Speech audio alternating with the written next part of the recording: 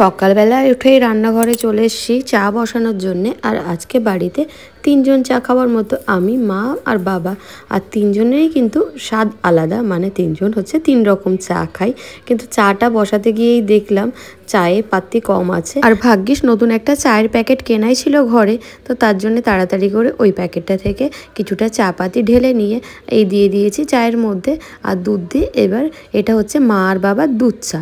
আর যতক্ষণে এই চাটা ফুটছে ততক্ষণ আবার দেখলাম নুনটাও কমে এসেছিলো, তো নুনটা কিন্তু আবার একটা প্যাকেটে অর্ধেকটা ঢালা ছিল, বাকি অর্ধেকটাও ঢেলে দিলাম এই জারের মধ্যে। নমস্কার সবাইকে, ওয়েলকাম টু মাই ব্লগ। আজকে শুক্রবার দিনের সকাল, আর সকাল সকাল এই ঢালাঢালি করতে গিয়ে কিন্তু অনেকটাই সময় চলে যায়। এগুলো একটু ছুটির দিনে বা একটু ফাঁকা টাইমে রিফিল করে রাখলে খুবই ভালো হয়। আমার যদিও হয়ে ওঠেনি, তার জন্য আমাকে এখন ব্যস্ততার মধ্যে এগুলো করতে হলো। আর ততক্ষণে বাবার চাটাও হয়ে গেছে, আর বাবা খায় চিনি ছাড়া দুধ চা, আর বাকি দুধ চা যেটা আছে সেটাতে চিনি মিশিয়ে পরে মাকে দেবো। আর এবার আমার লিকার চা বসিয়ে দিয়েছি, জল ফুটে গেছে, এবার পাতিটা দিয়ে ব্যাস। এটা তো খুবই সহজ, একটু সময় লাগে, এছাড়া কিছুই না জল ফুটতে। ব্যাস ঢাকা দিয়ে রেখে দিয়েছি, ততক্ষণ ভাতও বসিয়ে দিয়েছিলাম আর ভাত হয়ে গেছে।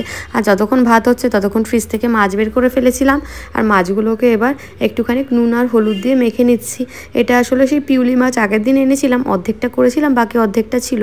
ভেবেছিলাম বাবা বাজারে যাবে, তো বাবা বললো না, আর কিছু করার দরকার নেই, যা ঘরে আছে সেগুলোই করো। তো যা ঘরে আছে বলতে দেখলাম শুক্তো করার সমস্ত কিছু উপকরণ আছে, তো তাহলে শুক্তোটাই করা যাক।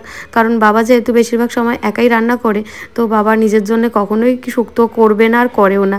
আসলে শুক্তো এমন একটা জিনিস, আর এত কিছু সরঞ্জাম লাগে, কেউ মনে হয় না নিজের জন্য আর শুক্তো রান্না করে খায়। এমনকি এত শত সবজি কাটতেও অনেকটা সময় লাগে। আর আমার যেহেতু ছুটির দিন না, আজকে স্কুল যাওয়া আছে, তো মাকে সমস্ত সবজি দিয়ে কাটতে বসিয়ে দিয়েছি।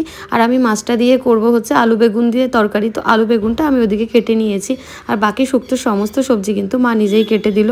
আর এইদিকে দেখো ততক্ষণ আমার ভাতটা হয়ে গেছে, আর এইদিকে ভাতটা উপর দিয়ে বসিয়ে দিয়েছি আমি মাছগুলোকে ভাজতে। আর যেহেতু এখন কিয়ানের স্কুল ছুটিই চলছে, তো অ্যালার্ম দিয়ে আর ঘুমাই না, যখন ঘুম ভাঙে তখনই উঠি এই কয়দিনই। এরপরে কিন্তু আবার সেই অ্যালার্মের সাথে সাথে ওঠা আর দৌড়োদৌড়ি যদিও এখনও আছে, কারণ রোজই দেরি দেরি করে ওঠা হচ্ছে, তা সত্ত্বেও মনে হচ্ছে একটু ভালো করে ঘুমিয়ে নিলাম, এই কয়দিনই শান্তি। এরপরে তো আবার অশান্তি, ঘুম হোক বা না হোক তোমাকে সেই টাইমেই উঠতে হবে, সেই টাইম থেকেই ছোটা শুরু করতে হবে। এই জন্যে মাও খুব একটা আর আমাকে সকালে ডাকে না, আর আমার যখন ঘুম ভাঙে তখন উঠেই যায়, কোনোদিন আগে কোনোদিন পরে, এইভাবে করেই চলছে। আর যেহেতু বাবা এসছে, ভেবেছিলাম যে হয়তো বাজারে যাবে, অন্য কিছু মাছ টাছ আনবে, তো বাবা বললো না, কিছু আনতে লাগবে না। বাবা বলছিল মাছ দরকারই নেই। আমি বললাম না, তাহলে ছোটো মাছ আছে ফ্রিজে। আর যদি ওই দেশি মাছগুলো বাবা ভীষণই ভালো খায়, আমাদের ওদিকে এই মাছটা একেবারেই পাওয়া যায় না, আর এই মাছটা ভীষণই টেস্টি খেতে। তো বাবা বললো ঠিক আছে, তাহলে এটাই করো। আর আজকে করছি একেবারেই সিম্পল, যদিও শুক্তোটায় অনেকটাই সময় সাপেক্ষ রান্না, ওই জন্যে শুক্তোটাতে একটু সময় দিচ্ছি, আর মাছের ঝোলটা তো একেবারেই তাড়াতাড়ি হয়ে যাবে। আর এই লেটে ওঠা প্যাসেঞ্জার হিসেবে কিন্তু কিয়ানের মানে রেকর্ড হয়ে যাচ্ছে, প্রায় দিনই অনেকটা দেরিতে, মানে 10টার ওই পাশে গিয়ে রোজই উঠছে, 11টা, একদিন 12টা, একদিন তো 1টায় উঠেছিল। ও জানে স্কুল শুরু হয়ে গেলে কিন্তু আবার দৌড়োদৌড়ি শুরু হয়ে যাবে। তো আমি বলছে স্কুল যাওয়ার সময় তো উঠেই যাব, সেটা উঠেও যায়, কিন্তু এই কদিন একটুখানি বেনিয়ম হয়েই যাচ্ছে। আবার কোনো দিন হঠাৎই আগে উঠে বসে থাকলো, যেমন গতকালই হঠাৎ করে আগে উঠে বসেছিল। তো এরকম এক দিন এক এক রকম করেই চলছে আমাদের। আর এই দেখো কথা বলতে বলতে আমার আলু বেগুনের মাছের ঝোলটা কিন্তু প্রায় হয়েই আসলো। আর দেখতেই পেলে কড়াইতে একটুখানি সর্ষের তেলে কালো জিরে কাঁচা লঙ্কা ফোড়ন দিয়েছিলাম, আর তারপরে একটুখানি লঙ্কা গুঁড়ো, হলুদ গুঁড়ো আর নুন দিয়ে একটু কষে নিয়ে তারপরে জল দিয়ে দিয়েছি। আলু বেগুনে মাছের ঝোল রান্না করা সব থেকে সহজ একটা মানে ডিশ বলা যেতে পারে, অন্য রান্নার তুলনায় এটা ভীষণই সহজ। আর এইদিকে আমার সবজিগুলো ভেজে নিয়েছি শুক্তোর, এবার শুক্তোটা ফোড়ন দিয়ে বসিয়ে দিচ্ছি। আর আমি 5 ফোড়ন দিয়েছি, তার সাথে এক্সট্রা করে একটুখানি রাঁধুনি, একটুখানি সর্ষেও দিয়ে দিয়েছি, ব্যাস। আর এরপরে একটুখানি আদা গ্রেট করে অল্প করে একটু ভেজে নিয়ে ভাজা সবজিগুলো দিয়ে ভালো করে সাঁতলে নেব। আর এই সাঁতলানোর সময় কিন্তু শুক্তোর আসল ব্যাপারটা, মানে এখানে যদি আমি অল্প করে সাঁতলাই তাহলে কিন্তু ভালো করে টেস্টটা আসবে না। তো খুব ভালো করে এর মধ্যে একটুখানি নুন দিলাম, অনেকে শুক্তোতে হলুদ দেয় না, আমি সামান্য দিই, মনে হয় কালারটাও ঠিক থাকে। আর একটা রিচুয়ালস আছে, কোনো কারণে একটুখানি হলুদ দিতে হয় রান্নাতে। আর তার সাথে দিয়ে দিয়েছি অল্প করে জিরে গুঁড়ো, অল্প করে ধনিয়া গুঁড়ো, ব্যাস সবটাকে খুব ভালো করে কষবো। আর যেহেতু গুঁড়ো মশলা, আমি কিন্তু মাঝখানে একটুখানি জল দিয়ে নিয়েছিলাম, দিয়ে অল্প করে জল দিয়ে আরও ভালো করে কষে নিয়েছি। আর সজনেটা কিন্তু আমি তখন দিইনি, কারণ সজনেটা বেশি বেশি ভাজা হলে একদমই ভালো লাগে না, তো সজনেটা আমি একটু পরেই দিলাম। আর সবটা ভালো করে কষে নিয়ে এর মধ্যে কিছুটা পরিমাণ উষ্ণ গরম জল আর কিছুটা পরিমাণ লিকুইড দুধ দিয়ে দিয়েছি। পাউডার মিল্কও ইউজ করা যেতে পারে, আমার কাছে যেহেতু লিকুইড দুধ ছিল ভালো করে জাল করা, তো আমি সেটাই দিয়ে দিয়েছি।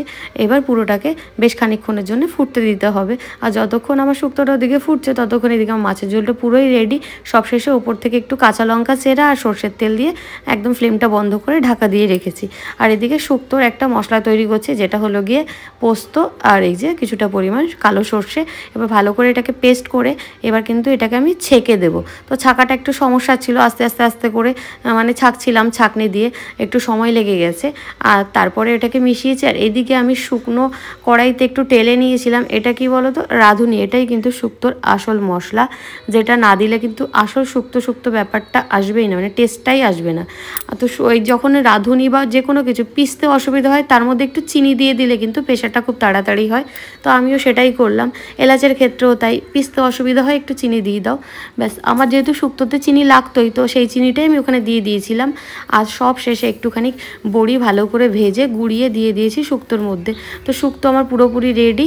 আর একদম এটাকে ফিনিশ করলাম, কিছুটা পরিমাণ ওপর থেকে ঘি ছড়িয়ে ঢাকা দিয়ে রেখেছিলাম। এবার রান্নাবান্না শেষ, বসে গেছি স্নান করে খাওয়া দাওয়া করতে। আর খাওয়ার পরে দেখলাম আমার হাতে আজকে একটু সময় আছে, তো একটু সময় থাকলে আমি সেদিন অবশ্যই শাড়ি পরেই যাই। নেহাতি সালোয়ার সেদিনই পরি যেদিন আমার একেবারেই সময় থাকে না। আর যেহেতু শাড়ি পরেছি, তো শাড়ির সাথে একটু মানানসই স্বাস্থ্য একেবারেই অনিবার্য।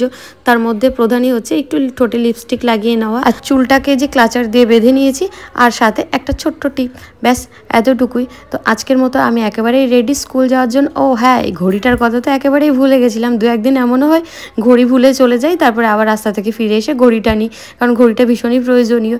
তো আর সানগ্লাস তো এই সময় একেবারে জরুরি জিনিস।